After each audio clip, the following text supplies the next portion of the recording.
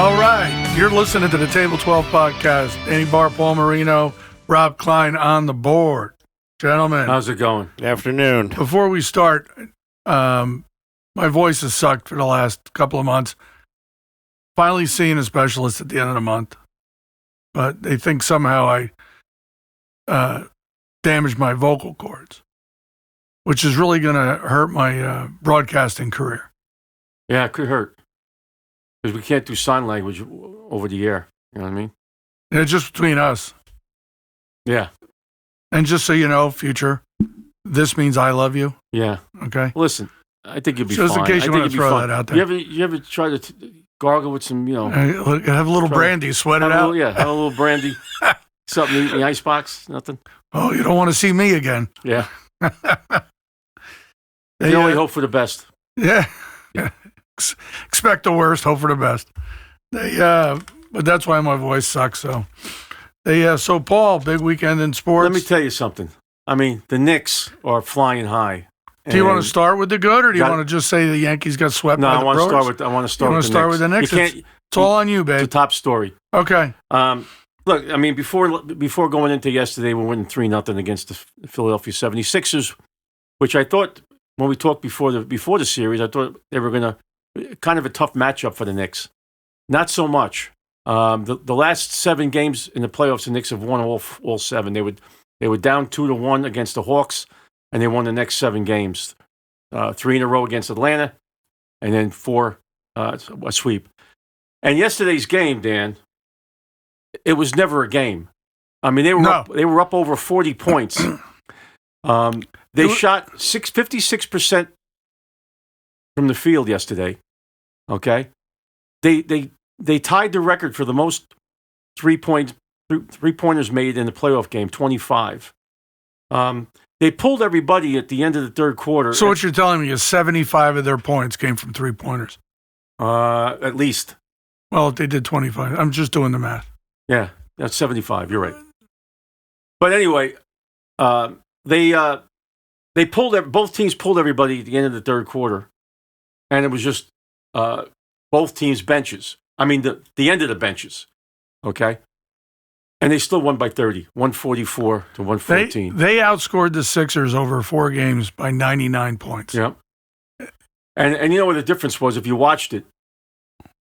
Ever since they started playing this, their bench is contributing and outscoring everybody 3-1. You know, 3 times the amount as the other bench. And guys are just coming in and hitting. And they didn't even have one of their best players the last 2 games. OG Anunoby couldn't play with a hamstring injury. So they said it's just a mild strain, but there was no sense playing them. They were playing well. But their bench, Shamet, Clarkson, Alvarado, and Robinson. Deuce McBride, he was 7 for 9 from 3-point. And he started because of the other, what's his name, being hurt. OG being hurt. At the half, it was 81-57. I mean, you know, it was just it was a drubbing, and they were playing in Philadelphia the last 2 games. Yeah, it was on the same time as golf, so I was actually flicking back and forth. And from what I saw, Sixers were never in that game. No. And what's impressive to me is because during the regular season, now they play 82 games. It's tough to really read how a team is going to play in the playoffs. Their defense has picked up. So not only scoring a lot of points, they're playing great defense, getting blocks and steals. And Maxey was stopped, okay, by Bridges, and he's a great player. He held them down for the 4 games, well below his average. Just up and down, back and forth, both sides of the ball. Just a phenomenal performance. Now, the next series, now they're done, but the series that's still going on, Cleveland against Pistons, Detroit and Cleveland. They're playing tonight. Right, they're playing tonight. It's 2-1 Detroit. If that goes 7 games, the Knicks are going to be rested for a week. Okay? Now, you say, well, it's kind of a long layoff. There's pros and cons to that. Well, yeah, but the thing about basketball, you know, you kind of, if you're playing 3 7-game series in a row, and the other team is finishing a little bit earlier to get a little time, it really helps the team because now all these there's a couple of guys, Hart, and OG, they both have minor injuries. Okay, I don't know if they're saying OG's is not as bad as they're letting on that it is. Okay, but Karl Anthony Towns, he got banged up yesterday. He was on the ground a few times. He took a couple of bad falls. His back is probably sore today. So these guys will get to heal up a little bit. Now, if Cleveland wins, then we get the home court. I think if they played like they played the last 7 games, they could beat anybody, including the team in the West, which I think is the toughest team they're going to have to play. But if you can shoot, they're shooting 53% on average during the playoffs from 3-point. That's going to beat anybody. And when you have a bench that you could bring 4 or 5 guys in and not miss a beat from the starters, that's how you win. Because obviously, when you have your stars out, whatever bench performs better, one could fall off. Like the 76ers bench couldn't match the Knicks. I think that was the difference in the series. Did I think it was going to be a sweep? No, I didn't think it was going to be a sweep. I thought they'd win in 6 games. So the Detroit, they have a matchup problem with Detroit. They got big guards. They got a big front line. Can they beat them? They can beat them, but it all depends. It depends on. There's a lot of things that happen, and each series takes on its own merit. You know what I mean? You don't know what's going to happen.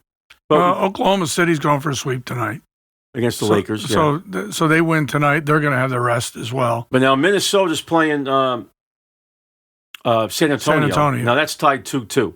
Right. That's probably going to be a long one, but we're not worried about that because we're not going to have to. We only have to play the winner there.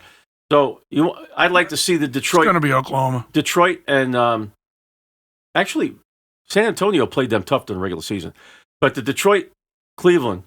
I want Cleveland to win tonight because now you're going to know you're going to push the series a long ways, and you want to see them teams get tired because the Knicks had a couple of days layoff, waiting for 7 games to end with the Sixers and the Celtics. And in game 1, the Sixers were a little flat. They just played Sunday, and then they had to play Tuesday. When you play a 7 game, it's grueling. So look, you can look at it this way: you're halfway through. You need to win 16 games to win. We won 8. Do I think? I said all year I don't think they have enough to win against the Western team, like you just mentioned. I don't know if they do. But in sports, you never know. It's who plays the best, not who's the best. Okay, if you can hit your stride and play the best game, you can outplay somebody. That's your advantage. So I believe that's why they call it the second season. True. There you go. So look at the Giants. You're welcome. Look at the Giants. I mean, they weren't the best teams the 2 times they beat the Patriots, but they played the best in the playoffs. That's when you got to step it up. To be the best, absolutely, you got to beat the best. True. Not so much with the Yankees, though. Tough weekend. Now, I watched all 3 games. Okay. And close. Yankees, one game wasn't close, but the Yankees have a good team. Okay, but Milwaukee really impressed me. Okay. They're not a bad team. They're a good team. They were great last year. They're a good team. They're good this year. They can pitch. They can catch the ball. Okay, and they can hit. Those are 3 fundamentals. Yes, but they're good. The first game wasn't even close. This Jacob Mizorowski, let me pronounce it right. Mizorowski. The Miz. He was throwing 105 miles an hour. This guy, he was phenomenal. Okay, that's Nolan Ryan numbers. And we had our ace on the mound, Max Fried, and he had some bad luck. The Yankees misplayed a few balls in the infield, led to 4 runs. They tacked on late, so it was 6-0. All right, you say it's an opening game. The guy just pitched his lights out. The next 2 games we lost 4-3. Both the bullpen blew both games. 1-10 innings. Yeah, 1 in 10 innings, and which bothers me. I don't like this ghost runner at second base. I can't stand it. The Yankees have the worst record in extra innings. Okay, and this ghost runner on second ruins the game. I don't even understand it. No, well, they did that during COVID. They didn't want to have a long game. Well, COVID's over. If you want to have, they don't want the games to go too long. All right. Well, it's not to me. I mean, both teams get the advantage, but I think you have more of advantage when you're home, okay, than you are when you're away. Because no matter what happens in the top of the inning, I just don't like it.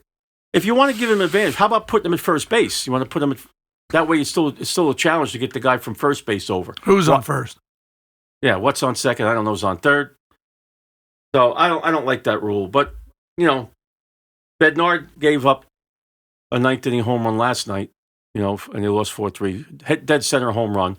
Their bullpen has been a little shaky. The Yankees are 1-8 against teams that are what you would call above 500, good teams. Aaron Boone was asked after the game about that, and he dismissed it. We're a good team. You might be a good team, but the standings don't lie. You lost. The team ahead of you beat you, swept you. Okay, now they're ahead of us, Tampa Bay Rays. And this team yesterday beat us 3 straight. You know what I have to say about that? What's that? You don't have to be the best. You have to play the best. That's true. Yeah.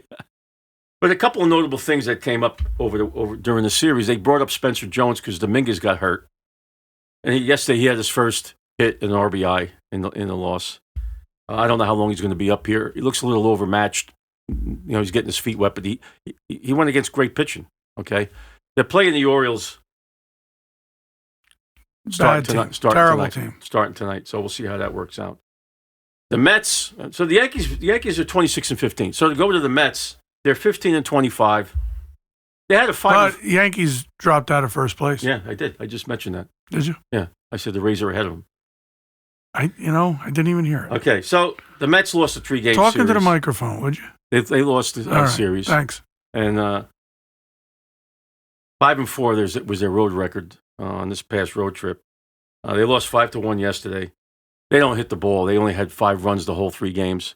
So they're 15-25. They're off today. They're going to be playing the Tigers coming up. And then the Mets play the Yankees 3 games in Citi Field starting Friday night. So let's see what happens with that. Citi Field is a great place to watch a game. Have you been there? Yeah. Yeah. I haven't been there. I really like it. Yeah, I haven't been there. The only downside is that the Mets are playing. Right. But it's a beautiful stadium, great food, great seats. I don't think there's a bad seat in the place. I haven't gone there yet, but yeah, I haven't. They fixed the rotunda, the Jackie Robinson rotunda. When the first season they were open, there was nothing about the Mets in the place. Well, that's the previous owner was a Dodger fan, right? Fred Wilpon. So it didn't make any sense. Everything was about the Dodgers. They didn't even have.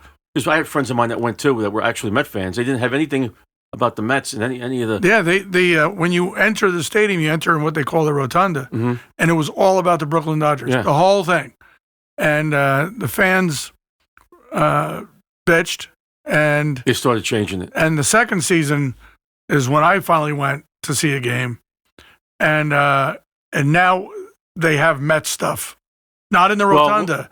But all around the concourse, above the food stands, like in Yankee Stadium, you walk on the concourse. Yeah. You got pictures of Yogi eating a hot dog, Babe Ruth eating a hot dog, all that stuff, right? Well, the Mets now have enlarged baseball cards above the food concessions. Did you see when Steve Cohen bought the team? He said he was going to change that and make it all because he's a Met fan.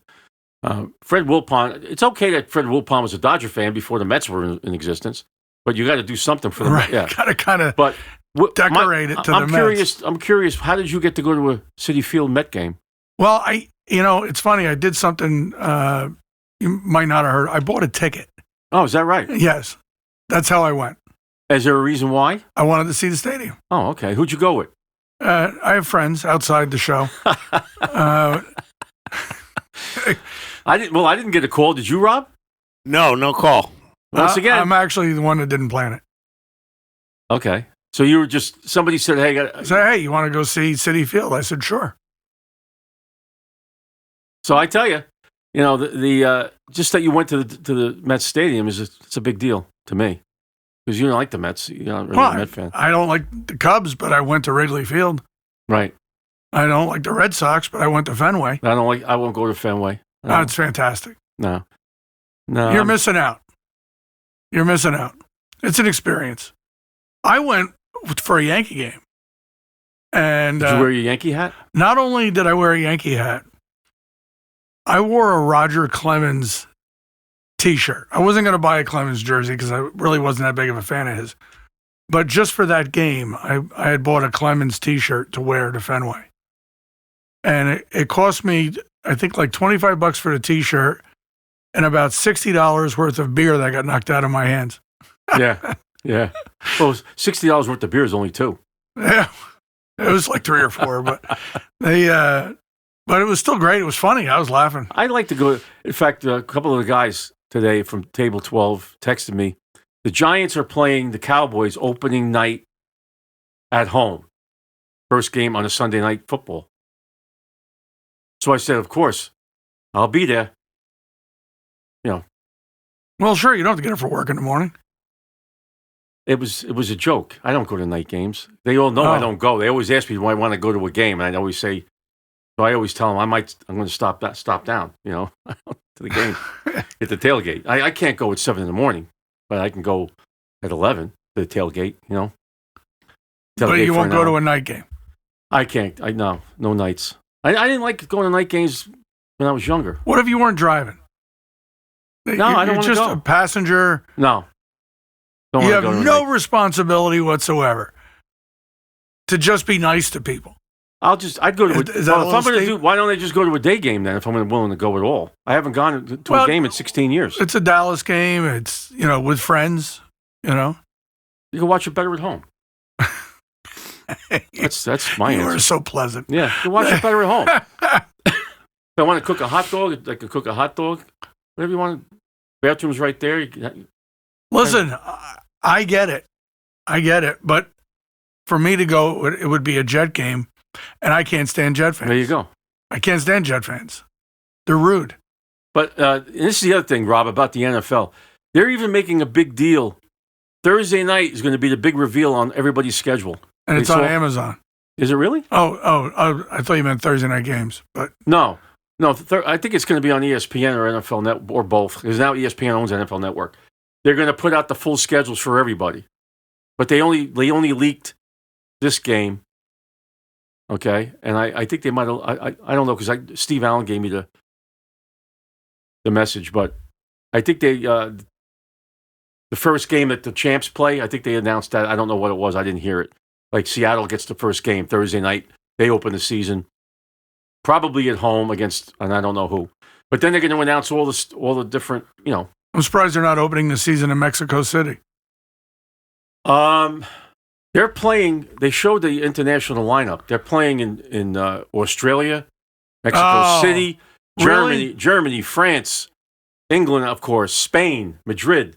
They have a whole international schedule. But the thing is you go to Europe, it's 5-6 hour, on flying private like they do. It's a 5-6 hour trip. Australia. Yeah, the 49ers are playing. I believe Australia. That's going to screw them up for the week. Yeah.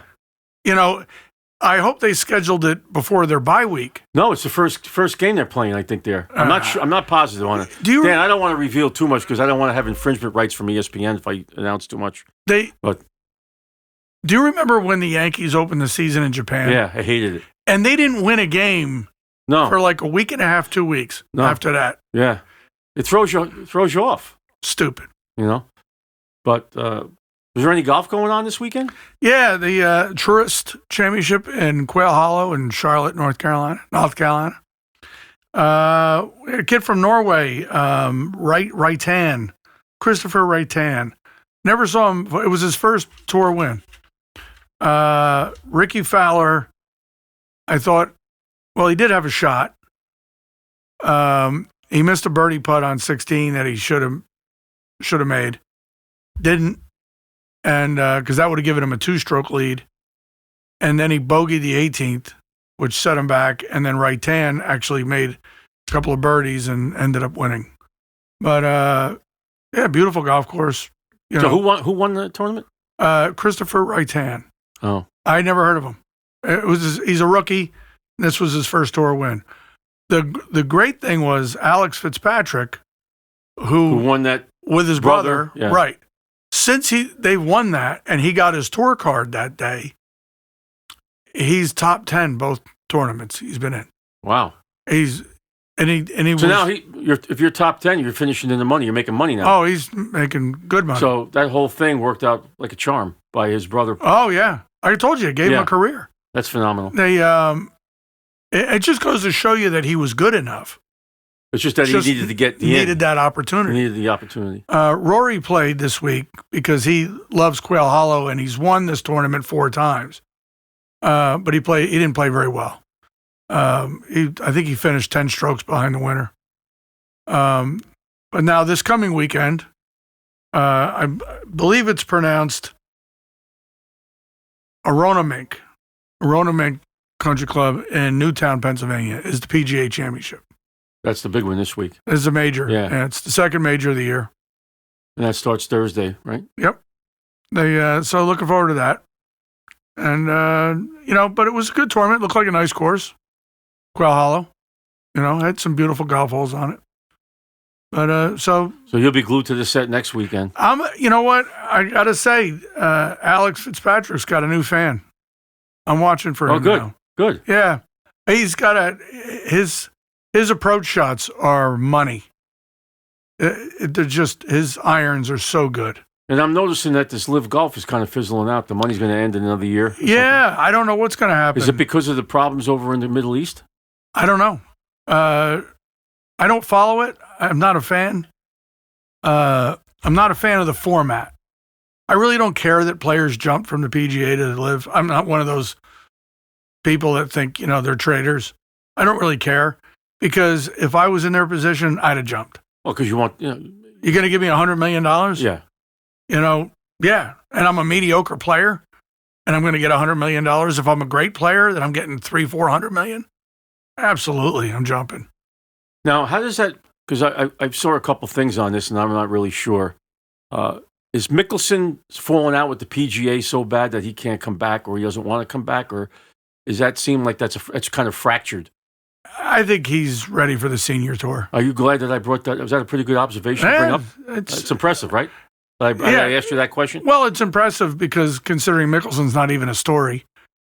Patrick Reed was the story. Well, no. Bryson DeChambeau. Well, no, but I mean, but I think there was a lot of bad blood with him in the PGA. Am I wrong? Yeah, there's bad blood with Mickelson and everybody. All right, now you're trying to throw water on my... I'm not. I thought you'd be impressed that I was bringing up something intelligent for golf that you could answer. I thought that would be... Rob, didn't you think that was a pretty good question for somebody who doesn't follow golf that much? I think I'm answering... I thought that was pretty good, Paul. Thank you. I'm answering it as I would answer anybody who asked that question. So I'm giving you the respect. Okay.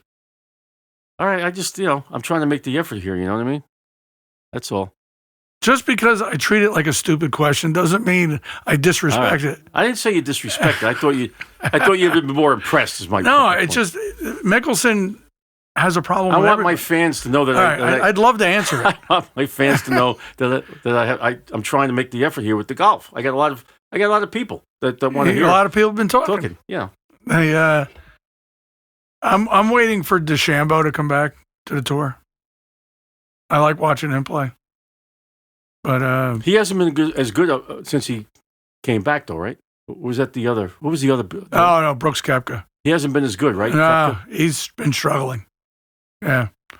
So who do you think on this course that they're playing the PGA? Who do you think has the advantage on that course? Because there's a lot of guys like certain courses. I'll be honest with you, I never heard of the course. Oh. So I have to look at the card, and they have the cards online. I can look at the yardages and stuff. But listen, it's going to be Scheffler, Scheffler, McIlroy. Is Dustin Johnson back? Dustin Johnson still plays. He's just not as dominant as he used to be. Okay. But so he's usually, he doesn't play that many tournaments a year anymore. He doesn't need to. He's Wayne Gretzky's son-in-law, right? Yes. Yeah. Janet Jones. Yep. Yeah. Gretzky's married to Janet Jones. Yes. Yeah. That's the daughter. Well done, Wayne. Yeah. Yeah. I remember her from Flamingo Kid. That's the movie. She was in the chorus line, I think. Yeah, I never saw that. That was one of her first. Flamingo Kid was with Matt Dillon. Yeah, I don't remember that one. Yeah. Took place on some bougie country club, New York. Wow. But yeah. So so it was kind of a tune up for the PGA. Looking forward to the PGA. That's when all the guns are coming out. Now, you're going to have to do yard work next week and be able to catch the whole thing. Well, I got a lot done this weekend, so that's where you freeze you up. I got to mow I mow my own lawn, unlike you. I mow my own Yeah, I lawn. have a landscaper. I don't have people. No, I got people. I got to, once in a while, I have to point and tell them something, but other than that, it's pretty good. I just got to make sure my batteries are charged. You know, I do have a what do you call it, a leaf blower, in case I have to go out and do a little maintenance. Oh, there you go. And I have a trimmer for the bushes. I don't make them do that. I'll do a little bit on my own. I'll keep it manicured myself because, I want to pitch in sometimes. You know what I mean? I don't want to feel like I'm not involved at all. Well, you got to work something other than your thumb. So anyway, well, it's been great. All right. Good week. See you next week. See you.